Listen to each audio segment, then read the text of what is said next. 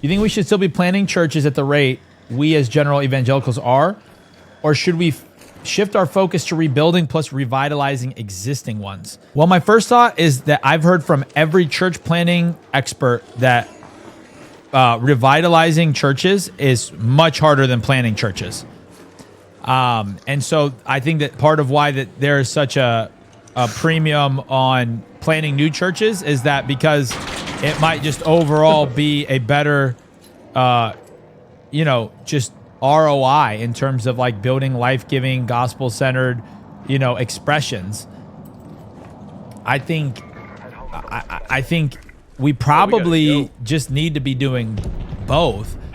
I think we need more church planners and more church revitalizations. I think the greatest thing that we have that I'm worried about is that most of Gen Z doesn't want pastoral ministry.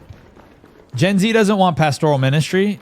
They want to start a prayer night and minister to their friends and do something cool and make merch. Like, I'm worried that Gen Z doesn't have a heart for the grind and the grit of pastoral ministry and committing to a city and committing to schools and, doing that. Like, and so I think we just need to revitalize a ministry pastoral calling. We don't just need podcasters and worship leaders. We don't just need, upper rooms and Bryce Crawfords. We need pastors. We need church planners. We need people, the harvest is plenty. The workers are few. Ball. Yeah, so I think we need a lot more people. I think we need people revitalizing churches and planting new ones. But I think one thing that we can spend more time thinking about is, why did the last church, why did so many churches fail? Sam or Hector, would you guys add anything to that? I think it's a little confused. What's tough is that I feel like Gen Z's in a weird spot. You got some people still trying to be TikTok influencers and other people are parents. And then you have Gen Alpha, I think. They're in a whole nother group. The way that they process anything is so different compared to every other generation. The amount of content that they're consuming, the amount of trends that are going like faster than like I feel like Gen Z trends where we got the early version of it.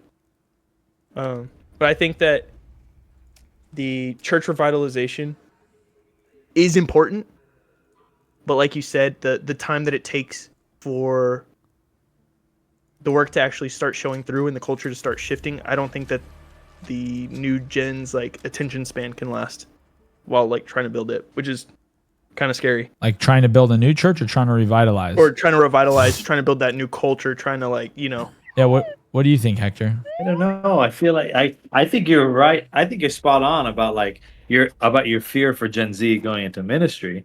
But I can you blame them? Every senior pastor wants to launch a podcast. Every senior pastor wants to become what Gen Z wants to be.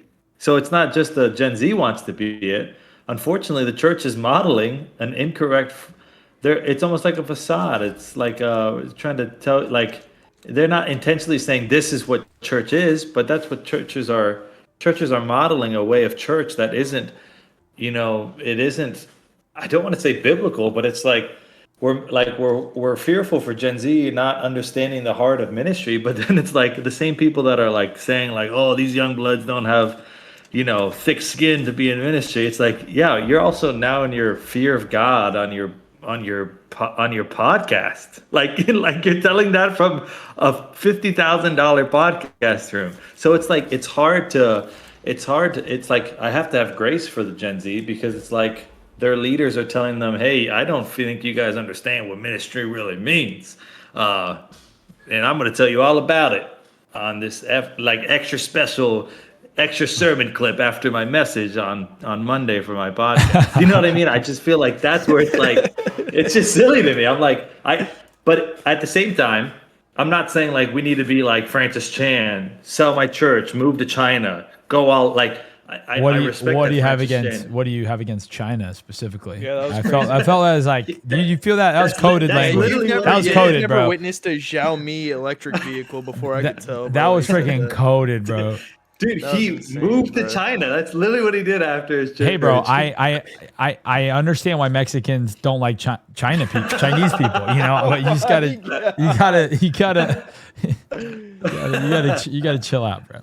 Yeah, man, it's a good thought. I guess it's a question of, man, how do you model? I would even say like, it raises the deeper question of going like, what is pastoral ministry? Because a lot of the people that lead the greatest and biggest churches tend to not be people that are like have a shepherding gift or even a lot of times a teaching gift. They're like apostles and evangelists, and they're either doing things really slick and really sexy, or they're being like super like in your face culturally. You know, it feels like there's just these two extremes of either like evangelists or prophets, you know, online, where it's like the evangelists are just like, man, I'm not going to say anything to offend anyone because I want to reach everyone, and I'm going to be, positive, and I'm going to relate, and I'm going to uplift, and I'm going to build up, you know. And then the prophet's like, yeah, bro, you know, you're going to hell, and you know, and I know that you've got a Venezuelan cat,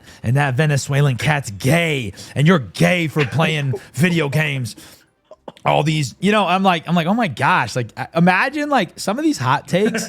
I'm like, you would never say that in a small group. You would never like this recent clip of like the guys talking about like video games being as bad as porn. I'm like, bro, tell me you've never like who do you disciple? G, like show me your small group, bro.